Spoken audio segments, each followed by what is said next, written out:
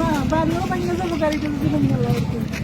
এখন বাড়ির ঘরে যাবো, আমার পুরো মানে ঘরে থাকানোর অবস্থা। আপনি করবেন প্রতিদিনটা এমনি পূজা বাড়ির বাজার টাজার করছে, বিক্রি করছে না। কালকে রাতে 12টার সময় খবর পাইছি যে বাজারে গাড়ি ঢুকছে। গতকালকে রাত্রে? হ্যাঁ, কালকে রাত্রে বাজারে গাড়ি ঢুকছে। তখন রাত্রিবেলা আমি কারে ফোন করবো, 1-2 আমি ফোন করছি যে বাজারে গাড়ি ঢুকছে, আমরা তারপরে আমরা সবাই ফোন টোন করছে, সবাই আইসে আয়া ওই ডজার আইসে যে আপনারা কেডা খবর দিচ্ছে, একজনে খবর দিচ্ছে কেলে কইতারি না। তারপরে তো আমরা সবাই ফোন করছিলে, সবাই আইসে যার বাড়িতে কেলে কইতারি না। এরপরে আমরা দিকটা গাড়িটা ওই হয়ে গেছে, মোটর স্ট্যান্ড গেছে গেছে ওই তুমি আবার 10-15 মিনিট পরে প্রায় 8-10টা গাড়ি এসে ডগার মনে 3টা-4টা এসে এরপরে দিয়ে দিদি ভাঙা আরম্ভ করছে। রাত তো 3টা বাজে, 3টার থেকে আর 3টার থেকে ভাঙা আরম্ভ মানে কিচ্ছু রাখতেছে না, মানে কারো কথা শুনে অনেক কিচ্ছু না। এদিকে এদিকে যশোর ওর মোর করে সব ওই মাথাতে এক সাইড ভাঙতেছে, ওই মাথাতে এক সাইড ভাঙতেছে, দুনো দিকে লাগছে, মানে চতুর্দিক দিয়ে লাগিয়ে গেছে। মানে মানুষ বাইরের ক্ষমতা নেই এমন অবস্থা। আমরা কয়েকদিন আগে ওই কাউন্সিলারের কাছে গেছিলাম গত 7 তারিখ, গত মাসেরই 7 তারিখ, যে আমরা এমন নোটিশ দিচ্ছে, নোটিশও তো দিছে না, কইছে এমনি মাইকিং করে গেছে। তারপরে আমরা গেছি এবার কাউন্সিলারের কাছে গেছি, এবার আমরা ডেপুটেশন দিচ্ছি, কইছে আমি যথেষ্ট চেষ্টা করুন মেয়রের কাছে দেওয়ার লেগে আমরা একটা লিখিত দিয়েছি।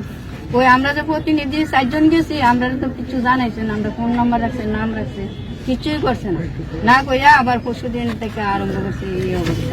আমরা গরিব মানুষ যাবো কই, আমরা তো পোলাপান আছে 10,323-এও তো আমার মেয়ে চাকরি করছে। আমার মেয়ে তো এমন আমার মতো তো 10 মাস ছেলে মেয়ে তো 10,323 আছে, আমরা তো 10,323 থেকে আরো বেশি। আমরা কই যাবো, আমরা কিভাবে চলবো, কিভাবে খামো? আমরা ছোটখাটো একটা মুরগির দোকান লইয়া বসি, কেউ সবজির দোকান লইয়া বসে, তাহলে আমরা ছেলে মেয়েরা ভবিষ্যৎ পিতা। এই বাজারটা আজকে থেকে 30-35 বছর ধরে দেখতেছি, এই বাজার কত ছোট আছিল, এখন কত বড় হয়েছে, উন্নত হয়েছে এই বাজার।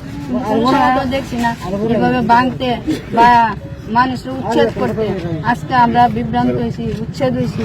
তাহলে আমরা আজকে আমরা কই যাবো? আমরা তো ওখানে রাস্তা বেয়ে গেছি, পুরামানের মতো অন্য সংস্থানের কোনো ব্যবস্থা নেই, আমরা কি করে খাবো? মেয়র আছে, আমরা মেয়রের কাছে অনুরোধ করছি, দেখবো কোথায় দেখবো। আমি বলছি স্যার আমরা তো আজকেই আমরা খাওয়ানোর ব্যবস্থা নেই, ছেলে মেয়েরা আজকে আমরা কি খাওয়াবো? এগুলি তারা যে নোটিশ করছে বা মাইকে বলছে, এখান থেকে দোকান উঠাই নেওয়ার পরে তারা এখানে কি করতে চায়? এখানে কি করতেছে তারা কিচ্ছু করে না। এখানে বলে তারা বলে রাস্তা গুলোইব, এখানে বলে বাইপাস রাস্তা হইব, কেউ বাইপাস রাস্তা হইব, এই সমস্ত কথা শুনি। আমরা তো কোনো সময় শুনছি না এই বান্ধের উপরে বাইপাস রাস্তা হইব।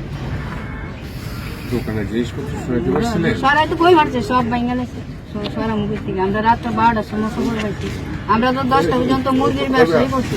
আমরা মেয়ে লোক মুরগি বেচছি, মাংস বেচছি, আমরা জীবিকা নির্বাহ করি। পোলাপানের অন্য সংস্থা আমরা এইভাবে কষ্ট করে খাই, তারা কি একটু বিবেক পাচ্ছে না? আমরা ইয়া করে নিলে এইভাবে আমরা তো ওখানে পোলাপানে ভাতও দিতে পারতাম না, পোলাপান পড়াশোনা করাইতে পারতাম না। কিভাবে আমরা আজকের দিনটা যে আমরা মারি, আমরা কালকার থেকে কিতা করি, আজকেই আমরা কিতা করি। এখন আপনারা মেয়র সাহেব যে আসলে তার সাথে আপনারা কথা বলছি, পয়সা ব্যবস্থা করবো। আপনারা তো অত বছর দিন আপনারা খাইছেন এমনি ব্যবসা কইরা, গভর্নমেন্টের তো কোনো কিছু দিচ্ছে না। আমি তাহলে আমরা ব্যবস্থা করে বিকল্প রাস্তা করেন, আমরা ট্যাক্স দেবো। আমরা গভর্নমেন্টের আমরা দিতে বাধ্য, আমরা দিতাম না এমন না, তাহলে আমরা ব্যবস্থা করে দেবো। আচ্ছা হইব, তাহলে আমরা এখানে আমরা বইয়া ব্যবস্থা করি। আমরা এখানে মাটি বেচতে মাটি দিব, আমরা তো যাই জিনিস সব তো ভাঙিয়ে মুরব্বরা অনেক ভাষা অনেক। তোমরা কি ভাবছো কম?